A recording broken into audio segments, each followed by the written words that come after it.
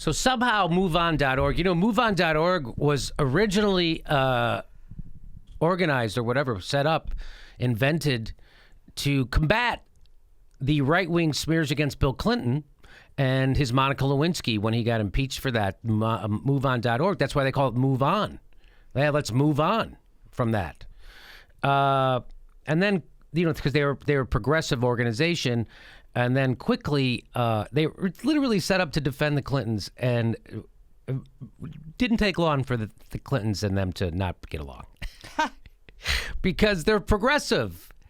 And so when they took a vote of their members, who do you want us to support? They're like Bernie Sanders. And they're like, what about Hillary? That's why we got invented. So somehow they got my phone number. And I got a text. I swear to God, I got a text from MoveOn.org. And here it is. It says, hey, James, we can cut that. We can black that guy's name out. With MoveOn, we have a calling system that allows you to connect with swing voters over the phone from anywhere across the U.S. Can you help call to swing state voters this week? And I was like, huh? What? What do you want me to say? So I played with him a little. I said, I'm interested. Can you tell me what the message MoveOn wants to send to swing voters? And I think use condoms. The second one, then they come back. MoveOn is supporting Hillary Clinton. I know they provide a script and talking points, but I haven't seen them myself. So I come back with, that's a tough sell to anyone but the wealthy. I mean, the first Clinton administration passed NAFTA, and right now Hillary Rodham Clinton is asking working people for their votes as a Democratic president. Obama is pushing the job-crushing, climate-killing TPP. Hey, I'm good, but I'm afraid that's a little bit too steep of a challenge for even my sales ability. Good luck. And they write back, very nice. He says, certainly understand. I do hope you still vote, though. I will opt you out from any text-based contact. Our team, blah, blah, blah. You don't hope I vote, because I am voting. And I'm voting for Jill Stein. I'm voting for someone who's not corrupt and who's not going to support war, who's not going to support fracking, who's not going to support climate change, who's not going to support Wall Street, somebody who's going to be not corrupted and not more war, that's for sure.